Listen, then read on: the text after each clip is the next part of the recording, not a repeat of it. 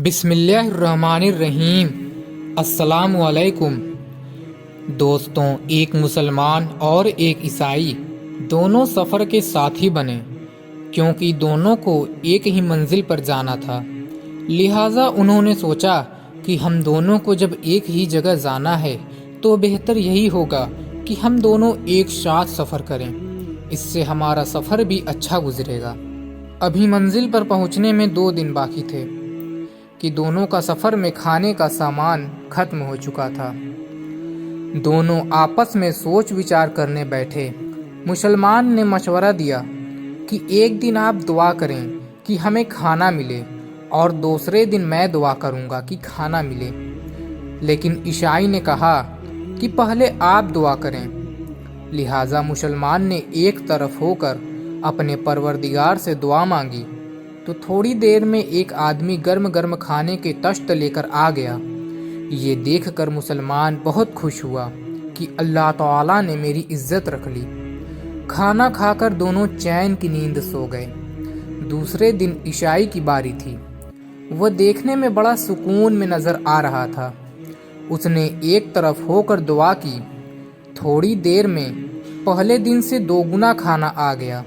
عیسائی کی خوشی کا حد نہ رہا۔ مسلمان دل ہی دل میں بہت پریشان ہوا کہ یہ کیسے ہو گیا۔ اس کا جی ہی نہیں چاہتا تھا کہ وہ کھانا کھائے۔ عیسائی نے جب اسے اداس دیکھا تو کہنے لگا، آپ اگر کھانا کھائیں تو میں آپ کو 2 خوشخبریاں سناؤں گا۔ جب کھانے سے دونوں فارغ ہو گئے تو مسلمان نے پوچھا کہ بتائیں کیا خوشخبری ہے؟ عیسائی نے کہا، پہلی خوشخبری تو یہ کہ میں کلمہ پڑھ کر مسلمان ہوتا ہوں، اور دوسری خوشخبری یہ ہے کہ میں نے یہ دعا مانگی تھی کہ اے اللہ، اگر اس مسلمان کا آپ کے ہاں کوئی مقام ہے تو کھانا عطا فرما دے۔ لہٰذا اللہ تبارک و تعالیٰ نے کھانے کے 2 طشت آپ کے اکرام کی وجہ سے عطا فرمائے ہیں۔ یہ سن کر وہ مسلمان بہت ہی زیادہ خوش ہوا۔ اسی طرح ہیرات میں ایک سید پریوار رہتا تھا۔ ان کے شوہر کا انتقال ہو گیا تو وہ بیوہ سید زادی غریبی اور فاقوں سے مجبور ہو کر سمرقند کی طرف چل پڑی۔ وہ بیوہ خاتون سمرقند پہنچی تو ان کے ساتھ میں ان کی بچیاں تھیں، کوئی بیٹا نہ تھا۔ خاتون نے لوگوں سے پوچھا تو پتہ چلا کہ سمرقند میں 2 لوگ بہت رئیس ہیں۔ پہلا رئیس ایک مسلمان تھا اور دوسرا رئیس ایک پارسی تھا۔ خاتون نے سوچا کہ پہلے مسلمان کے پاس چلتی ہوں۔ جب وہ رئیس مسلمان کے پاس پہنچی تو خاتون نے اپنی پریشانی انہیں بتائی اور کہا کہ میں سید زادی ہوں، میرے شوہر کا انتقال ہو چکا ہے، میں بہت مجبور ہو کر آپ کے پاس آئی ہوں۔ رئیس مسلمان شخص کہنے لگا، کوئی شجرہ ہے تو دکھاؤ یا کوئی ثبوت دو کہ تم سید زادی ہو۔ وہ خاتون کہنے لگی، میں بہت مصیبت میں آپ کے پاس بڑی امید لے کر آئی ہوں۔ اس مصیبت کے گھڑی میں میں اپنے ساتھ سجرہ لے کر کہاں پھرتی؟ مگر اس رئیس مسلمان کے دل پر کوئی اثر نہ ہوا اور اس نے اپنا دروازہ بند کر لیا۔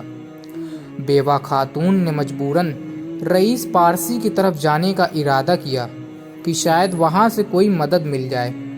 خاتون سید زادی نے اس پارسی کے دروازے پر پہنچ کر اپنی مجبوری بیان کرنے لگی۔ خاتون نے کہا، میں مسلمانوں کے رسول صلی اللہ تعالی علیہ وسلم کی اولاد میں سے ہوں، میرے شوہر کا انتقال ہو چکا ہے، اب مجھے یہاں رہنے کے لیے کوئی ٹھکانہ چاہیے۔ پارسی نے یہ سنا تو فوراً رہنے کے لیے ایک گھر دے دیا اور اپنی بیوی سے بولا، چلو ان کی بیٹیوں کو سرائے سے لے کر آتے ہیں۔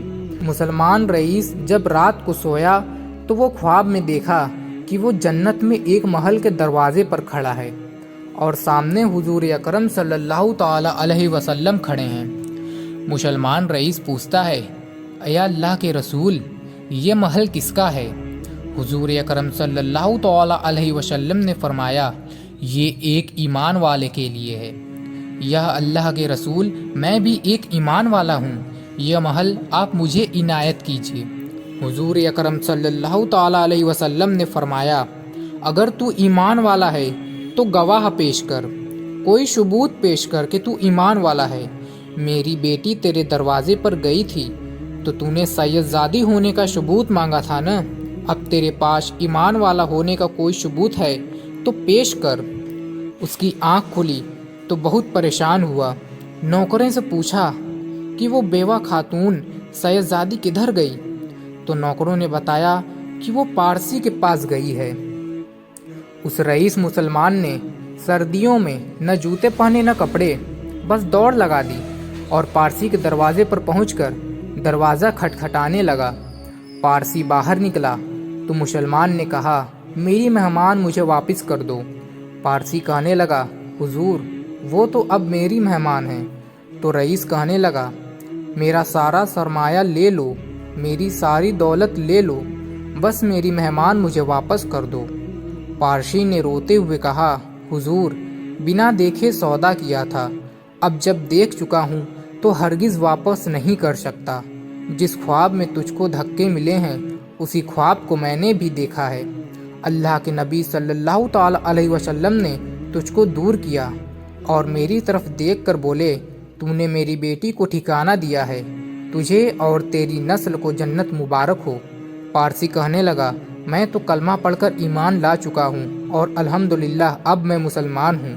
حضور اکرم صلی اللہ تعالی علیہ وسلم نے یہ فرمایا ہے کہ جس نے میری اولاد پر احسان کیا اور میری اولاد غریبی کی وجہ سے اس کا احسان کا بدلہ نہ چکا سکی تو قیامت کے روز میں اسے احسان کا بدلہ چکاؤں گا۔ سبحان اللہ۔ پیارے دوستوں، اگر یہ واقعہ آپ کو پسند آیا ہو تو اس واقعے کو زیادہ سے زیادہ شیئر کیجیے، اور بھی اچھے اسلامک واقعات جاننے کے لیے ہمارے اس اسلامک چینل کو سبسکرائب کر کے بیل آئیکن ضرور دبا دیں۔ تو ملتے ہیں پھر سے کسی نئی ویڈیو میں، تب تک کے لیے السلام علیکم، اللہ حافظ۔